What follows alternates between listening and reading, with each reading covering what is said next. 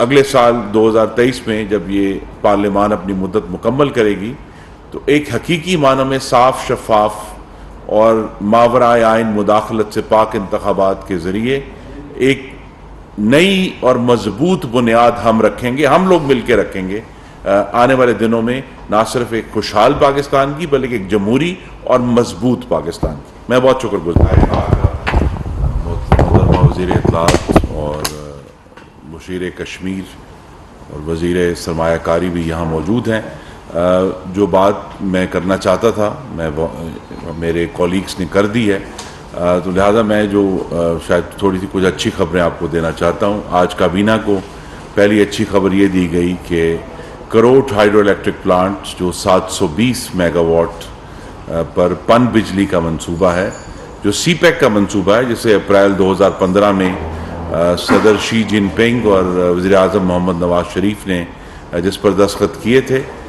وہ 29 جون کو اس نے اپنا مکمل آپریشن کا آغاز کر دیا ہے، اور اللہ تعالیٰ کے کرم سے وہ 720 میگا واٹ جو ہے اس کا سسٹم میں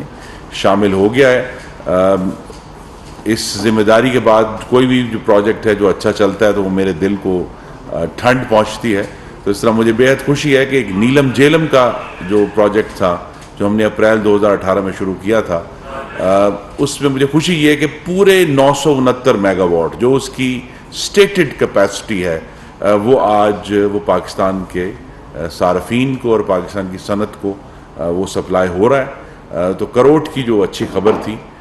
اس کے ساتھ ایک ضمناً بات بھی کرنا چاہتا ہوں کہ 29 جون کو وزیر اعظم شہباز شریف نے اس پروجیکٹ کا افتتاح کرنا تھا، لیکن نہیں کیا۔ اور کیوں نہیں کیا؟ کیونکہ ڈسٹرکٹ ریٹرننگ افسر کا حکم تھا کہ وزیر اعظم اگر یہاں آئیں گے تو وہ ایک سیاسی رنگ ہو سکتا ہے، تو لہٰذا وزیر اعظم نے الیکشن کمیشن کی ہدایت کو احترام کیا اس کا، اور وہ نہیں گئے افتتاح کرنے، حالانکہ ان کے پاس پورا موقع تھا۔ یہ فرق ہے کہ جب ایک وسیع البنیاد جمہوری حکومت ہے تو وہ قوانین کا احترام کرتے ہیں، اور آپ کے نظروں کے سامنے کس طرح جو سابق وزیر اعظم عمران خان نے ایک دفعہ نہیں کئی دفعہ حقارت سے الیکشن کمیشن کے احکامات کو ٹھکرایا۔ تو یہ ضمناً بات تھی کہ یہ کروٹ ہائیڈرو الیکٹرک پروجیکٹ جو ہر لحاظ سے محمد نواز شریف کی اس پہ جو ہے مہر ہے، اور شہباز شریف نے اسے مکمل کیا، لیکن صرف الیکشن کمیشن کے احترام میں اس کا جا کے افتتاح نہیں کیا، اور وہ ایک بہت بڑا فنکشن ارینج ہونا تھا لیکن اس کو نہیں کیا۔ تو کروٹ کی جو ہے جو اس کا افتتاح ہے، اس کی خبر کابینہ کو باقاعدہ طور پر دی گئی۔ کابینہ کو یہ بھی بتایا گیا کہ انشاءاللہ ہمارے مسلم لیگ نون کے دور کے 2013 سے 18 کے دوران جو لگائے گئے پروجیکٹس ہیں، ان میں سے 4623 میگا واٹ جو ہے وہ انشاءاللہ اگلے سال اگلے موسم گرما سے پہلے سسٹم میں شامل ہو جائے گا۔ کچھ اور جو سولر پروجیکٹس ہیں یا ملک میں جو پرائیویٹ نیٹ میٹرنگ ہو رہی ہے، اس کی وجہ سے ہمیں یہ توقع ہے کہ 7000 میگا واٹ بجلی اگلے موسم گرما میں سسٹم کے لیے اضافی طور پر مہیا ہوگی، جس سے ہمیں بہت توقع ہے کہ ہم لوڈ شیڈنگ پر قابو پا لیں گے۔ اس کے علاوہ جو پرائم منسٹر کو اور کابینہ کو رپورٹ کیا ہم نے، وہ یہ تھا کہ شمسی توانائی کے اوپر جو اس وقت سب سے سستا طریقہ کار ہے بجلی بنانے کا، اس کی ایک بڑی جامع پالیسی ہم لے کر آ رہے ہیں، جس میں نہ صرف جو لارج سکیل پلانٹس ہیں بجلی پیدا کرنے کے، ان پر بھی فوکس ہوگا، جو سرکاری عمارتیں ہیں ان کو سولر پر ٹرانسفر کرنے کا بھی پروجیکٹ اس کے اندر شامل ہوگا، اور پاکستان کے چھوٹے صارفین کے لیے آسان اقساط پر ایک آسانی اور